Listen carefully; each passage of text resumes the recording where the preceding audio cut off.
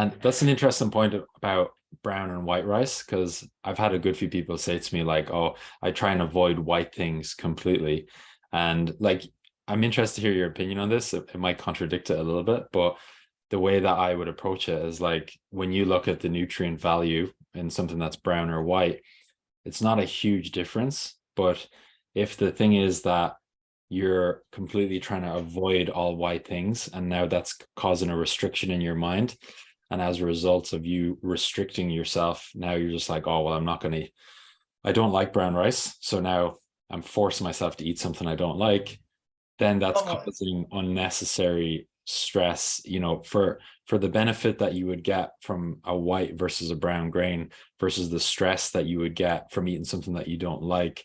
It's not really worth that trade-off. So that's just kind yeah. of like kind of a nuanced thing that I've seen. I'm not sure if you agree with that or not. I agree with you so much, Elan. And this is why you're a holistic health coach. And this is why people need to listen to what you're saying.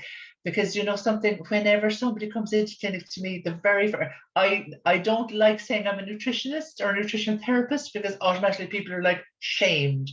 And I say to them, I'm not, I am the furthest thing that you will find from the food police. I'm going to tell you what would be wonderful to add into your diet. I'm going to tell you some of the things that might be better to take out of your diet, but you're in charge of this. I'll tell you the pros and the cons, and you're absolutely right, Elan. If it's a case of having my wonderful curry that I've made from scratch with a huge array of vegetables, some lovely protein in there with it, and I'm having it with white rice, absolutely fine. That's absolutely fine because you're getting your carbohydrate, you're getting your grains. Okay, it's not the whole food variety of it, but you're going to eat it and it's going with something healthy. Whereas if I said no, that has to be with the whole grain, you're like, I'm not going to eat it. I'm going to put on a slice of toast. I mean, which is better. So you're absolutely right. And that's why we should all be working from where the client is at. Maybe in months' time, they might say, look, I'm going to try it. Maybe they won't, but we meet them where they're at and we encourage bringing in as much good as we can. Not to the degree as you say that somebody is completely turned off by it, because that's totally defeating the purpose of trying to help them. So we're singing the same song, Elan.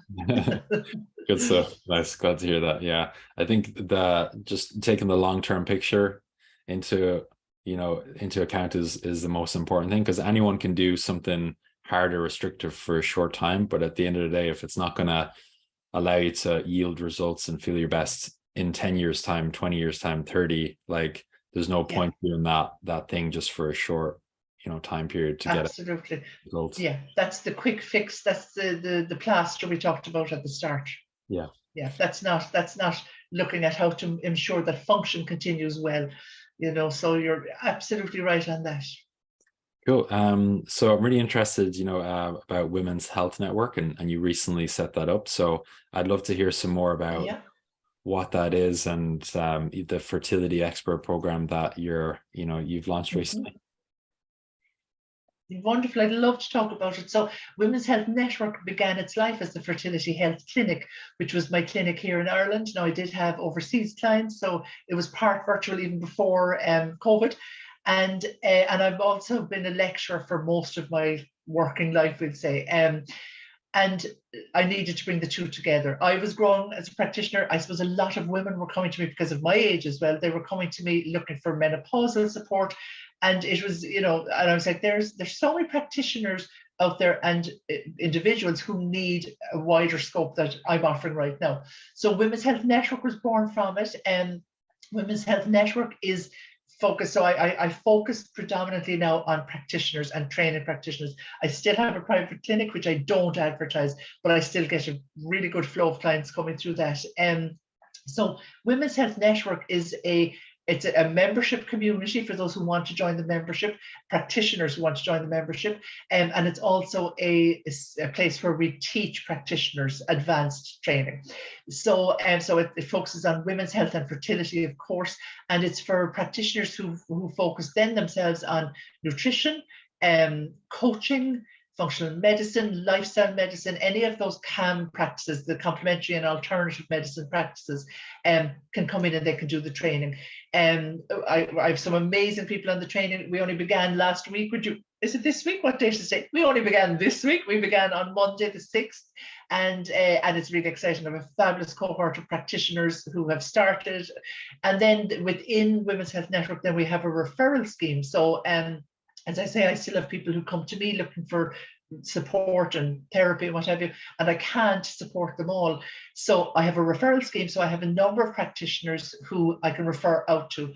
They're mainly in Ireland, the UK, and America, but they work virtually. So Women's Health Network is predominantly a practitioner support, practitioner training, practitioner mentoring business. Nice. Yeah, that's amazing. And such a great, course to have and community, because it's very hard to find like-minded people, especially when it's a very specialized area. 100%. You're so right. And that's what they're all saying. And then the fertility expert coach training, I'm so proud that it started last summer, putting it through accreditation. It has been awarded the top level of accreditation, so level 7 accreditation. So it's a 12-month program.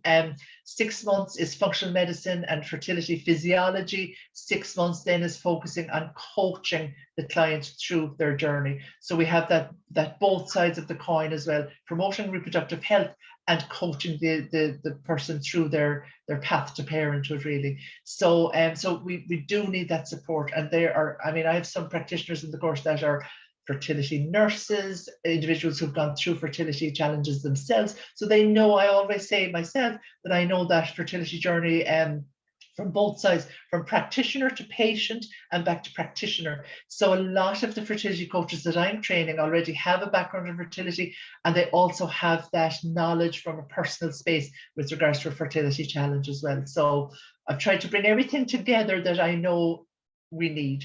It's as simple as that. Amazing. Yeah, that's really cool.